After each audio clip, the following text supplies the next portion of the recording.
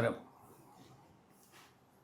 India എന്ന വിശാലമായ രാജ്യത്ത് ഇന്ന് കമ്മ്യൂണിസ്റ്റ് പാർട്ടി ഭരിക്കുന്ന ഏക സംസ്ഥാനമാണ് കേരളം. ലോകത്ത് തന്നെ കമ്മ്യൂണിസ്റ്റ് പ്രത്യയശാസ്ത്രം ഏതാണ്ട് മരിച്ചു കഴിഞ്ഞു. ചൈനയൊക്കെ പൂർണ്ണ മുതലാളിത്ത രാജ്യമായി മാറിക്കഴിഞ്ഞു എന്ന് നമുക്കെല്ലാവർക്കും അറിയാം. അപ്പോൾ അങ്ങനെയുള്ള ഒരു പ്രത്യയശാസ്ത്രം കൊണ്ട് നടക്കുന്ന പാർട്ടി ഇപ്പോൾ ഏറ്റവും ഗൗരവമുള്ള വിഷയമായിട്ട് കണക്കാക്കുന്നത് ഇസ്രായേൽ പാലസ്തീൻ സംഘർഷമാണ്. കാരണം കേരളത്തിലോ ഇന്ത്യയിലോ നമ്മുടെ അയൽ രാജ്യങ്ങളിലോ ഒന്നും തന്നെ മനുഷ്യർക്ക് മറ്റെന്തെങ്കിലും പ്രശ്നങ്ങൾ നേരിടുന്നതായിട്ട് CPM കരുതുന്നില്ല. അതുകൊണ്ടാണ് മുംബൈയിൽ ഈ കഴിഞ്ഞ ദിവസം ഒരു പാലസ്തീൻ അനുകൂല പ്രകടനം നടത്താൻ CPM അനുമതി തേടിയത്. ഈ അനുമതി നിഷേധിച്ചതിനെതിരായിട്ട് കോടതി പോയപ്പോൾ കോടതി CPMനോട് ചില ചോദ്യങ്ങൾ ചോദിച്ചു. കോടതി ചോദിച്ച ചോദ്യങ്ങൾ ഈ നാട്ടിലെ ജനങ്ങളൊക്കെ ചോദിക്കാൻ ആഗ്രഹിക്കുന്ന ചോദ്യങ്ങളാണ്. കോടതി ചോദിച്ചത്, ഈ നാട്ടിൽ വേറെ എന്തെല്ലാം വിഷയങ്ങളുണ്ട് നിങ്ങൾക്ക് പ്രതിഷേധിക്കാൻ? എന്നിട്ട് ഉദാഹരണവും കോടതി പറഞ്ഞു. വെള്ളക്കെട്ട്, മാലിന്യ പ്രശ്നം, ഇങ്ങനെയുള്ള നിരവധി പ്രശ്നങ്ങൾ. ഇതിലൊക്കെ പ്രതിഷേധിക്കുകയല്ലേ നല്ലത് എന്ന് CPMനോടുള്ള ബോംബെ ഹൈക്കോടതിയുടെ ചോദ്യം അതേറെ പ്രസക്തമായിട്ടുള്ള ചോദ്യമാണ്. പ്രത്യേകിച്ച് CPM ഭരിക്കുന്ന ഏക സംസ്ഥാനമായിട്ടുള്ള കേരളത്തിൻ്റെ പശ്ചാത്തലത്തിൽ.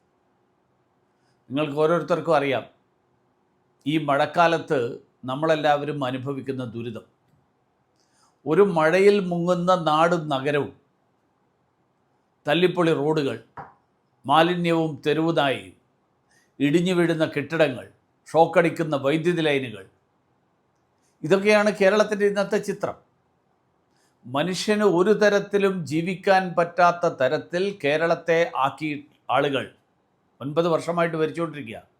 അങ്ങനെ കേരളത്തെ മാറ്റിയ ആളുകൾ പാലസ്തീന് വേണ്ടിയിട്ട് പ്രകടനം നടത്തുന്നത് പോലെ പരിഹാസ്യമായിട്ടുള്ള വേറെ എന്തെങ്കിലും ഉണ്ട്? CPM വിചാരിച്ചാൽ എന്തായാലും ഈ പാലസ്തീൻ പ്രശ്നത്തിന് പരിഹാരം കാണാൻ പറ്റില്ല. പക്ഷേ CPM വിചാരിച്ചാൽ കേരളത്തിലെ മാലിന്യ പ്രശ്നം, തെരുവുനായ പ്രശ്നം, വെള്ളക്കെട്ട്, ഇതിനൊക്കെ പരിഹാരം കണ്ടെത്താൻ കഴിയും. ഇനി അന്താരാഷ്ട്ര വിഷയങ്ങളിൽ പ്രതിഷേധമാണ് ഉദ്ദേശിക്കുന്നതെങ്കിൽ പാലസ്തീൻ മാത്രമാണോ CPM കാണുന്ന ഏക അന്താരാഷ്ട്ര വിഷയം? യുദ്ധങ്ങളും ആഭ്യന്തര കലാപങ്ങളും ഒക്കെ ഉണ്ടായി.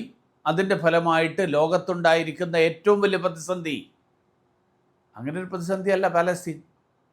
അതിലും അധികം മനുഷ്യരെ കൊന്നൊടുക്കുന്ന, മനുഷ്യർ പട്ടിണി കിടന്ന് മരിക്കുന്ന നിരവധി സംഭവങ്ങൾ അത് ലോകത്തിൻ്റെ പല ഭാഗങ്ങളിലും ഉണ്ടായിട്ടുണ്ട്.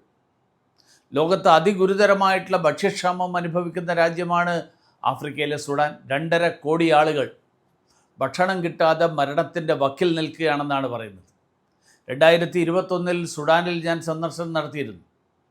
സുഡാൻ കലാപത്തിൻ്റെ ഫലമായിട്ട് അവിടെ ജീവിക്കാൻ വയ്യാതായ മലയാളികളടക്കമുള്ള ഇന്ത്യക്കാരെ തിരികെ എത്തിച്ച ഓപ്പറേഷൻ കാവേരി, ഓപ്പറേഷൻ കാവേരിക്ക് ബഹുമാന്യനായിട്ടുള്ള പ്രധാനമന്ത്രിയുടെ നിർദ്ദേശപ്രകാരം നേതൃത്വം നൽകിയ ആൾ കൂടിയാണ് ഞാൻ, അന്ന് വിദേശകാര്യ സഹമന്ത്രി എന്നുള്ള നിലയിൽ. ഇതുവരെ സുഡാനിൽ 20,000-ത്തിലധികം മനുഷ്യർ കലാപത്തിൽ കൊല്ലപ്പെട്ടു എന്നാണ് കണക്ക്. ബഹുഭൂരിപക്ഷവും കുഞ്ഞുങ്ങളും സ്ത്രീകളുമാണ്. ഇക്കാര്യത്തിൽ CPM എന്തെങ്കിലും മിണ്ടിയതായിട്ട് നിങ്ങൾ കണ്ടിട്ടുണ്ടോ? സിറിയയിൽ, അവിടെ ഞാൻ പോയിരുന്നു, നേരിൽ പോയി അവിടുത്തെ ജനങ്ങളുടെ സ്ഥിതി നേരിട്ട് കണ്ടതാണ്. ജനസംഖ്യയുടെ 90% ആളുകൾ ദാരിദ്ര്യരേഖയ്ക്ക് താഴെയാണ് അവിടെ.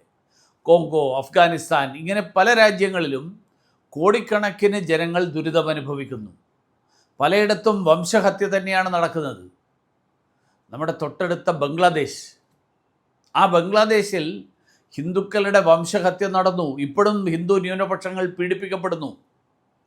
CPM ഭരിക്കുന്ന ഈ കേരളത്തിലോ രാജ്യത്ത് മറ്റെവിടെയെങ്കിലുമോ CPM ഇതിൽ പ്രതിഷേധമോ ആശങ്കയോ രേഖപ്പെടുത്തി പ്രകടനം നടത്തിയതായിട്ട് നമ്മൾ കണ്ടിട്ടുണ്ടോ?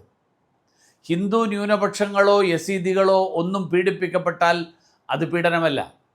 അഫ്ഗാനിസ്ഥാനിൽ താലിബാൻ ഭരണത്തിൽ സ്ത്രീകളുടെ സകല മനുഷ്യാവകാശങ്ങളെ ലംഘിക്കുന്നു.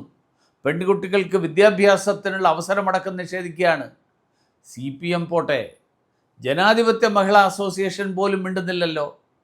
അപ്പോൾ പാലസ്തീനികളോടുള്ള സ്നേഹമല്ല 4 വോട്ടാണ് CPMൻ്റെ ലക്ഷ്യം.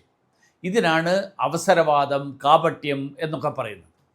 അതുകൊണ്ട് CPMകാരോട് പറയാനുള്ളത്, കേരളത്തിലെ മാലിന്യം, തെരുവ് നായ, വെള്ളക്കെട്ട് പ്രശ്നങ്ങൾക്ക് പരിഹാരം കണ്ടിട്ട് പോരെ പാലസ്തീനിലേക്ക് പോകാൻ എന്നാണ്. സമകാലീന രാഷ്ട്രീയ സാമൂഹ്യ വിഷയങ്ങളെക്കുറിച്ചുള്ള നിങ്ങളുടെ അഭിപ്രായങ്ങൾ ചാറ്റ് ബോക്സിൽ മെസ്സേജായിട്ടിടണം.